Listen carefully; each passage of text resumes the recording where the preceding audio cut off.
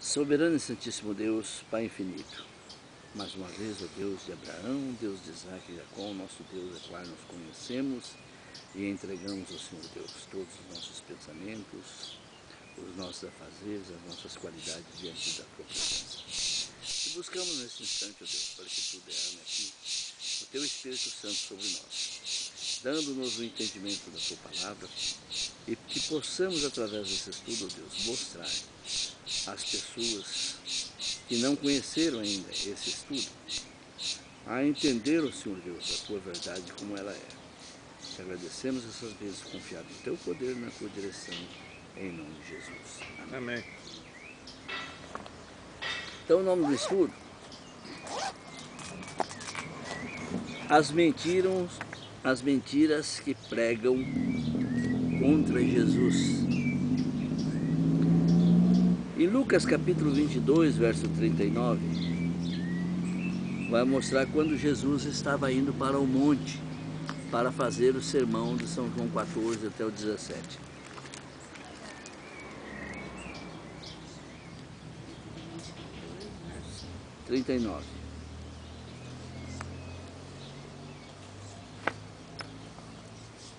E saindo, foi como costumava para o Monte das Oliveiras, e também os seus discípulos o seguiram.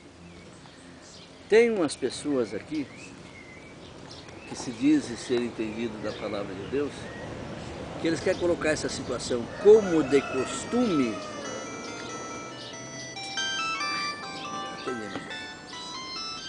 Como de costume, não era uma obrigação de guardar a lei, porque a Bíblia também fala como de costume aos sábados Jesus estava na sinagoga. Então não era para guardar a lei, mas é porque ele era acostumado. Não. Como de costume é porque ele aprendeu a fazer aquilo, porque era uma realidade que ele tinha que cumprir. Porque quando Jesus esteve aqui, ele era servo. Por isso que ele diz a Satanás, quando Satanás lá no monte das tentações, quando Satanás falou para ele: tudo isso eu te dou se prostrares e adorando. Ele falou: vai, Satanás, não tentará o Senhor teu Deus. Aonde que muitas religiões pregam que Jesus é Deus. Não, ele diz: não tentará o Senhor teu Deus, porque ele estava sob a ordem de Deus. Então ele não podia descumprir a ordem do Pai. Então se Satanás estava querendo fazer ele descumprir a ordem de Deus, então Satanás estava tentando a Deus e não a ele. Ele era simplesmente um servo que tinha que cumprir a ordem do Pai. Tá na cara, hein? É. Então, as mentiras que pregam é tão discrepante que os mentirosos que querem se passar por verdadeiros e Jesus o mentiroso. É uma total ignorância por não examinar a palavra de Deus e não entenderem os mistérios do reino que são as parábolas de Jesus. O Sermão do Monte é um dos pontos críticos dessa discrepância.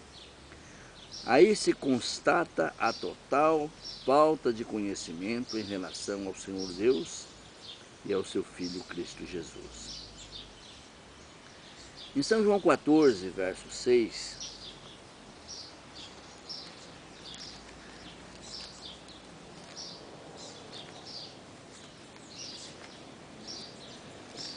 Disse-lhe Jesus: eu sou o caminho e a verdade e a vida. Ninguém vem ao Pai senão por mim. Esse é o versículo que começa a discrepância. Inclusive eles citaram esse versículo para mim, né? Só que eles erram, em vez de ninguém vem ao Pai, eles colocam vai ao Pai. Tem uma diferença muito grande. Ir ao Pai é você se locomover para ir até o Pai.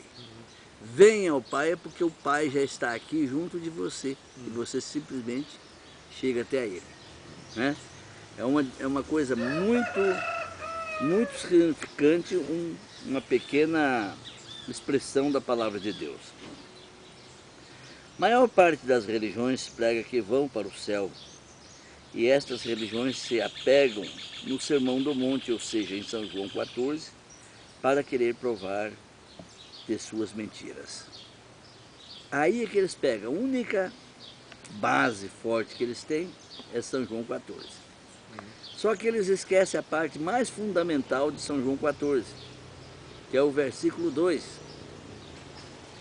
Lê o versículo 2, meu bem, e eu vou olhar ver se você está lendo corretamente. Na casa de meu pai há muitas moradas. Se não fosse assim, eu vou-lhe teria dito, vou preparar-vos lugar. Presta bem atenção nesse versículo, porque eles passam voando por cima das acentuações. Na casa de meu pai há muitas moradas. Ponto final, né? É um assunto. É um assunto. Se assim não fora, eu vou-lhe teria dito.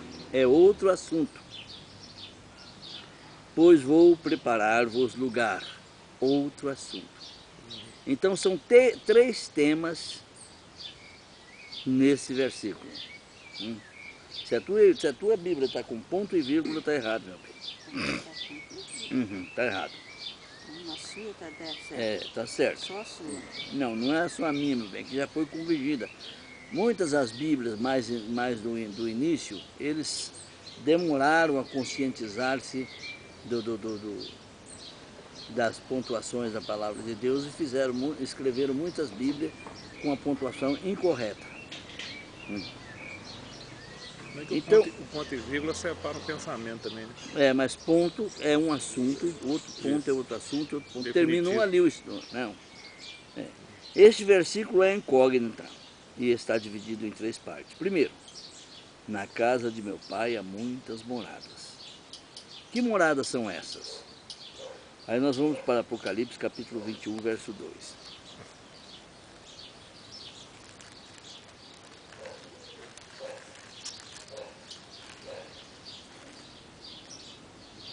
E eu, João, vi a santa cidade, a nova Jerusalém, que de Deus descia do céu, adereçada como uma esposa ataviada para o seu marido. Então veja bem. Na casa de meu pai há muitas moradas. Que moradas são essas? A cidade, a nova Jerusalém, que está preparada no céu. Ainda pegamos Mateus capítulo 25, verso 34.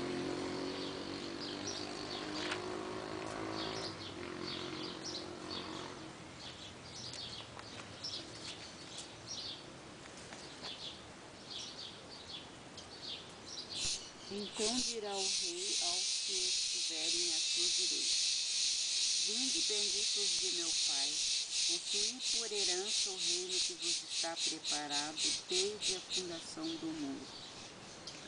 Então agora vamos analisar esses dois versículos. João, na sua visão, ele viu a cidade santa, Nova Jerusalém.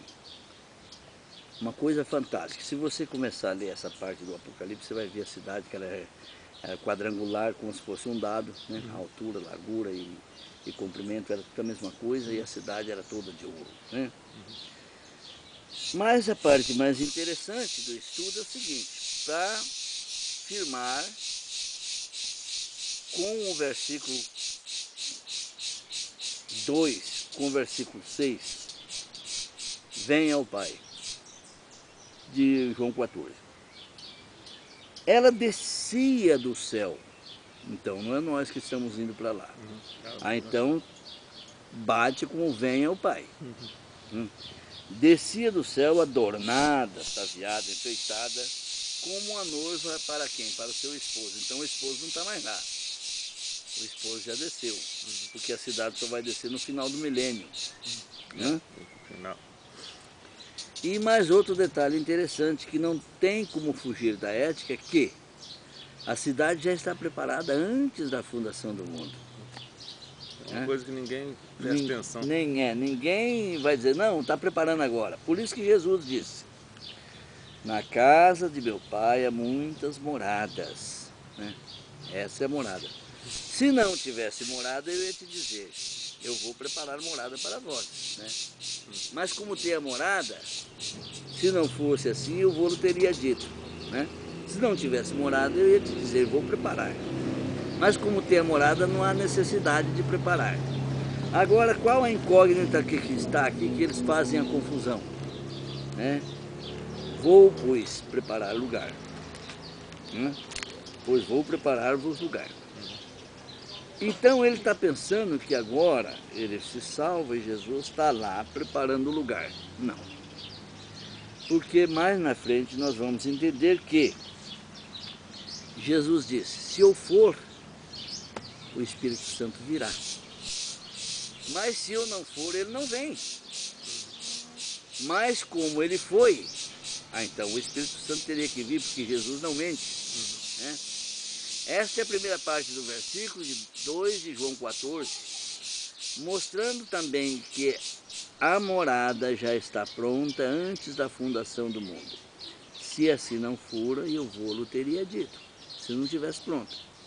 Jesus aqui quis dizer, se não tivesse morada pronta, certamente ele iria construir, mas está pronta antes da fundação do mundo.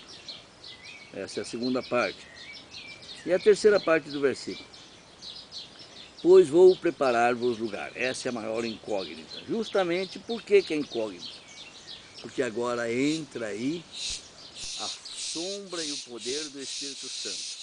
E aquele que não guarda o mandamento de Deus não tem o Espírito Santo de Deus. A Bíblia é bem clara que nós vamos citar no versículo aqui.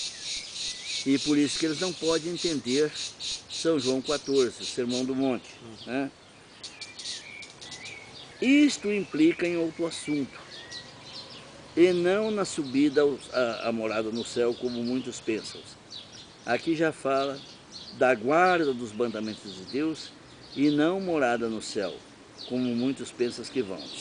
E vão ficar muito decepcionados quando lá não forem. Em São João 14, verso 15 a 18, relata essa situação. É.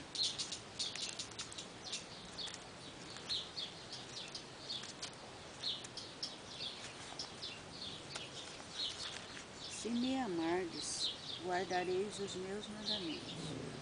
E eu rogarei ao Pai, e Ele vos dará outro Consolador, para que fique convosco para sempre. O Espírito de verdade que o mundo não pôde receber, porque não o vê nem o conhece. Mas vós o conheceis, porque habita convosco e estará em vós. Não vos deixarei órfãos, voltarei para vós. Só isso. Aí você veja como é interessante, porque é difícil ele entender essa última parte do versículo. Pois vou preparar-vos lugar. Né? Eles pensam que esse preparo é namorada. Não. Esse preparo, ele ia preparar os corações dos seus discípulos, daqueles que fazem a vontade de Deus, para receber o Espírito Santo de Deus. No momento em que você recebe o Espírito Santo de Deus, ele aclareia a palavra de Deus para vós. Aí vem o entendimento. Né? Se você não tem o Espírito Santo, os mistérios do reino você não vai entender. Então, a morada é o Espírito. A morada é o Espírito morando em nós, porque veja bem como que fala. Se me amais e guardarei os meus mandamentos, eu rogarei ao Pai, e Ele vos dará outro Consolador, a fim de que esteja para sempre convosco. Mas primeiro tem que tomar a atitude você. Eu tenho que guardar os mandamentos de Deus, e eu tenho que amar a Deus sobre todas as coisas. Aí o Espírito Santo atua. Igual ontem eu estava falando com a minha mulher. Eu te amo, meu bem, muito. Abaixo de Deus, você para mim é a pessoa mais querida aqui na terra. Porque a Deus eu amo mais do que ela. Se for preciso largar dela por causa de Deus, eu vou largar, não tem dúvida. Então são essas a situação. Aí ele diz, o Espírito da verdade.